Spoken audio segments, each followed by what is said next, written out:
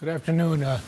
I'm Dave Dewitt. I'm the Associate Dean for Research in the College of Natural Science, and 25% of my appointment is with Steve Shu's office. As that appointment, I am the Director of the Research Technology Support Facility on campus.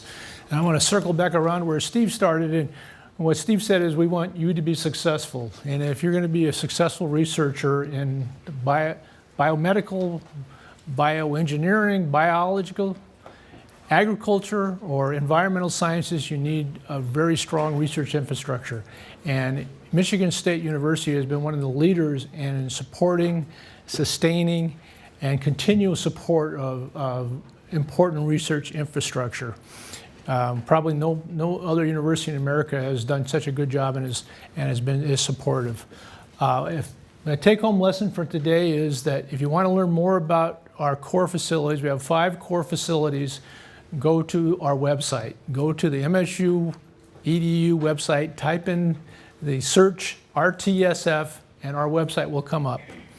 What you'll find from the website, you'll find our cores, the different cores, the bioinformatics, flow, cytometry, genomics, imaging, mass spectroscopy, proteomics facility. You'll find who the people are that run the facilities. You'll find out where the facilities are located. You'll find out what the services are. You'll find out what the fees, and you can get some help. So that's the take-home lesson today, RTSF. Just remember that, and you'll find everything you need to know. We're organized according to some logic. We have a genomics facility where we do DNA and RNA work, proteomics facility where we look at proteins, metabolomics where we look at the products of proteins, the metabolites in cells. We have a flow cytometry where you can look at live cells, you can sort cells, you can isolate cells, and we have an imaging facility where if you want to look at live animals, tumors and things like that, you can also look at live animals. This is kind of a description of our core facilities. I said the Genomics Core, we can do sequencing anywhere from 1 clone to 1.5 billion sequences at a time. All the latest and the best sequencing equipment available. We have Proteomics Core. We have a couple of high-end mass spectrometers that do protein analysis if you want to quantify different protein expression in different cells or tissues or animals. I have a mass spectrometry core with 13 mass spectrometers with almost every protein or metabolite separation system and every mass separation system that's available. A flow cytometry with 2 flow cytometers where you can either do analytical work, measuring the various characterizations of different cell types, or you can isolate cells, sorting cells, specific cells into different, so you can collect them and grow them up later. Single cells, multiple cells, things you want to grow. And we have this IVUS imaging core where you can take live animals and actually image things like tumors, either using fluorescence or bioluminescence. Sequencing, like I said, we have the top sequencers, either Sanger sequencing or next-gen sequencing. I've got my standard slide deck here. I'm just going to run through this, but it'll be in your packages or it'll be online, so you can go look at these things more carefully. This is the Illumina sequencing platforms. We have 3 different sizes of these: MiSeq, NextSeq, and HiSeq, depending on how many you want to do. Plus, we also have one of the older ABI Sanger sequencing, the instrument that was the first human genome was determined on. We're also developing new protocols for long-read sequencing. Instead of getting 1,000 or 150 base pair reads, we're now getting 100,000 base pair reads. This can be very useful for doing genotyping and for assembling DNA sequences. And if you're just looking at expression, we also have some expression technologies. If you want to do 96 wells, you can do qPCR. If you want to get a little bit more extensive, we have a wafergen system where you can do over 5,000 quantitations at a time. And if you want to do very sensitive gene expression on very small samples with unbiased, using whole RNA, we have a thing called a nanostring encounter, which you can get very high resolution gene expression analysis. The flow cytometry core, we have 2 flow cytometers. One is a sequencer.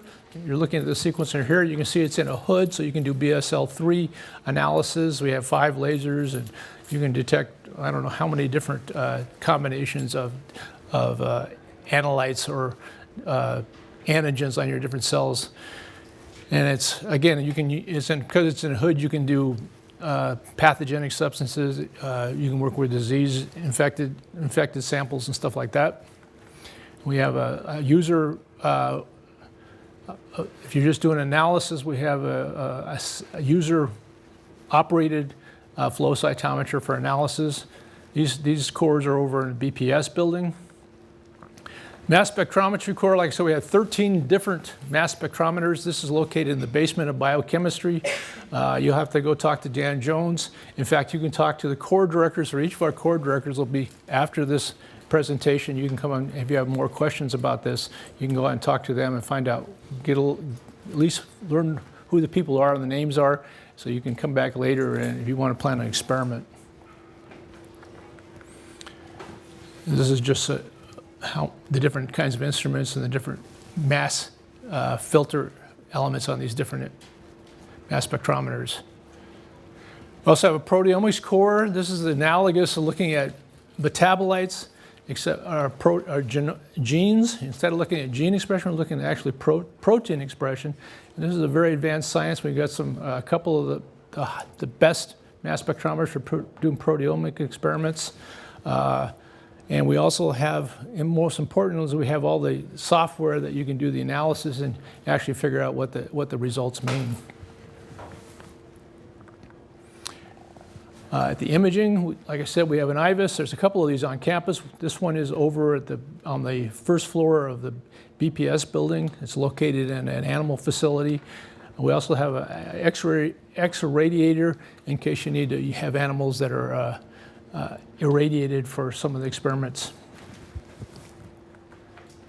Okay, as I said, I'm not going to answer any questions now. I'll be back over at my table outside here afterwards, as will all the core directors.